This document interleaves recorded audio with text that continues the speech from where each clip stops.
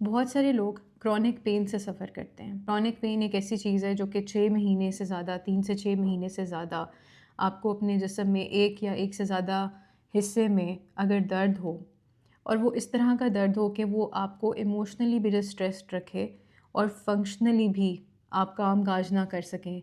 आपकी जो daily life की एक्टिविटीज़ हैं वो आप नहीं सही तरह कर सक रहे, तो इट मीन्स कि आप क्रॉनिक पेन के अंदर हैं। लेकिन बहुत सारे लोग ये चीज़ भूल जाते हैं कि ना सिर्फ क्रॉनिक पेन जो है वो किसी ट्रॉमा के बाद होती है, लेकिन बहुत सारे लोग अपने अंदर कुछ दुख छुपा के रखते हैं जिसकी वजह से उनको दर्द महसूस होता है। हमारे पास ओपीडी में बहुत सारे ऐसे लोग आते हैं जो कि क्रॉनिक पेन से गुजर रहे होते हैं और वो ये बताते हैं कि कोई ऐसी चीज़ हुई नहीं या कोई उन्होंने ऐसा कोई भारी चीज़ उठाई नहीं, कुछ भी ऐसा नहीं किया, लेकिन उनकी गर्दन में या उनकी बैक में, लोअर बैक में स्पेशली बहुत दर्द रहता है। लेकिन इस सब को बताते हुए मैं आपको ये बताऊंगी कि इवन इफ़ अगर आपको कोई कॉज नज़र ना आए, आप सारे टेस्ट करवा रहे हैं लेकिन आपके टेस्ट नॉर्मल आ रहे हैं, आपके स्कैन्स ठीक आ रहे हैं, बट स्टिल अगर आपको पेन है तो इट इज़ पेन। उसको एड्रेस करना, उसको सही तरीके से एड्रेस करना बहुत ज़रूरी है। बहुत सारे लोग जो कि पेन एक्सपीरियंस कर रहे होते हैं, उनका ये कहना होता है कि हमारी पेन किसी मेडिसिन से ठीक नहीं होती, किसी टीके से ठीक नहीं होती। हम बड़े बड़े टीकों तक चले जाते हैं, हम एनेस्थेटिस्ट को भी चेक कराते हैं जो कि पेन को बहुत सही तरीके से मैनेज कर सकता है। हर चीज़ करते हैं लेकिन पेन मैनेज नहीं हो रही।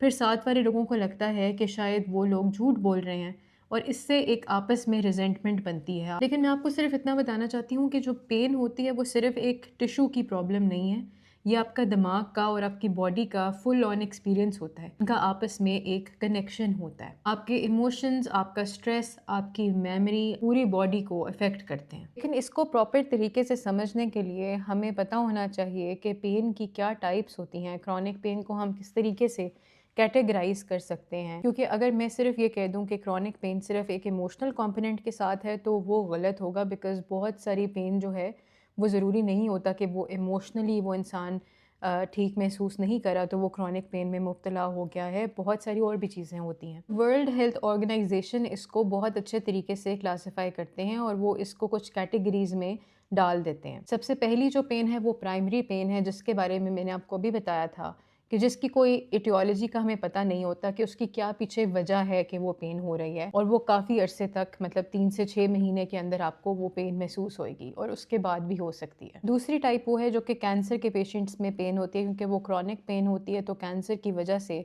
मेटास्टेसिस की वजह से वो पेन कॉज हो रही होती है।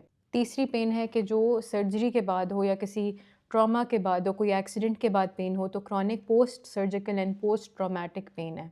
चौथी पेन है न्यूरोपैथिक पेन, जैसे कि जो डायबिटीज़ के पेशेंट्स हैं उनको डायबिटिक न्यूरोपैथी के साथ पेन होती है, जो नर्व की पेन कॉज हो रही होती है वो उसमें आ जाती है। पांचवी है आपके हेडेक से रिलेटेड या आपके माउथ ओरोफेशियल पेन्स जो हैं, और फिर आ जाती है विज़रल पेन जो कि आपकी बॉडी के ऑर्गन से रिलेटेड है, आपके स्किन, आपके विजरास से, और लास्टली मस्कुलोस्केलेटन जो आपके मसल्स और स्केलेटल सिस्टम के साथ रिलेटेड पेन होती है। मस्कुलोस्केलेटल पेन है वो बहुत ज़्यादा रिपोर्ट होती है, जैसे कि रूमेटॉइड आर्थराइटिस हो गया, आर्थराइटिस के पेशेंट्स होते हैं जिनके अंदर स्ट्रक्चरल चेंजेस आ रही होती हैं उनके टेंडेंस के अंदर। लेकिन अभी जिस पेन के बारे में मैं बात करना चाहती हूँ वो प्राइमरी पेन है, जिसकी कोई इटियोलॉजी हमें समझ नहीं आ रही होती।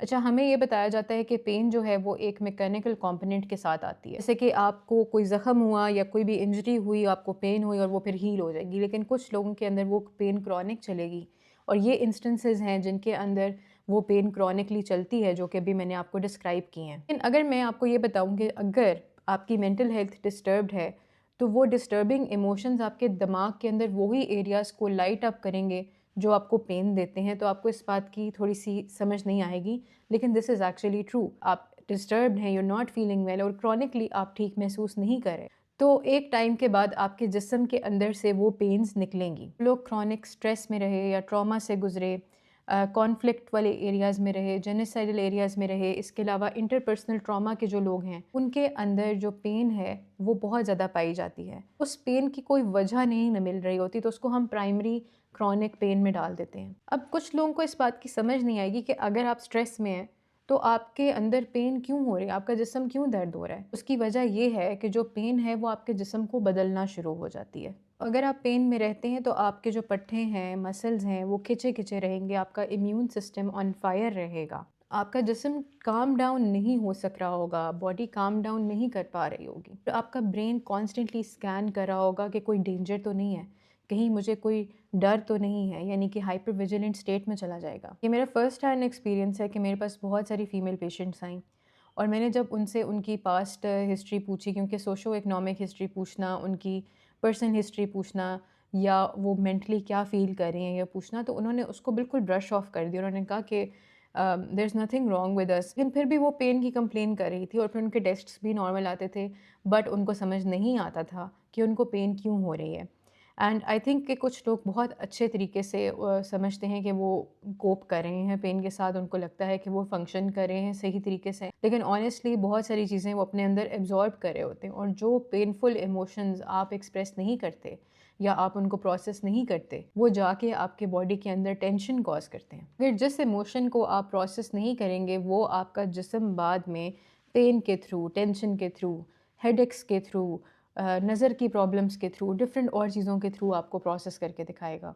सो इट जस्ट मीन्स कि आपकी अपनी बॉडी ही स्टोरी टेलर बन जाती है आपके इमोशनल रिस्पॉन्सेज की, what you are actually feeling. और अगर इस टाइम पे आप किसी भी इमोशन को अवॉइड करेंगे, वो बाद में जाके बहुत बुरी तरीके से एक्सप्रेस करेगा अपने आप को। मैं बात करूँगी उन लोगों से जिनकी फैमिली में कोई इंसान इस तरह की कंडीशन में है कि वो मकर नहीं कर रहे या वो गलत नहीं कर रहे, अगर उनको पेन है तो वो उनका लिव्ड एक्सपीरियंस है। उनका नर्वस सिस्टम प्रॉबेबली इतना ज़्यादा ओवर ड्राइव में है कि वो अपने आप को इसी तरह से बैलेंस कर सकता है कि वो अपनी पेन को बाहर निकाले। और जो लोग इस चीज़ से गुजर रहे हैं, उनको मैं सिर्फ यही कहूँगी कि आप अपने सब टेस्ट्स करवाएं, get your self tested properly, ताकि आप उस रीज़न तक पहुँच सकें।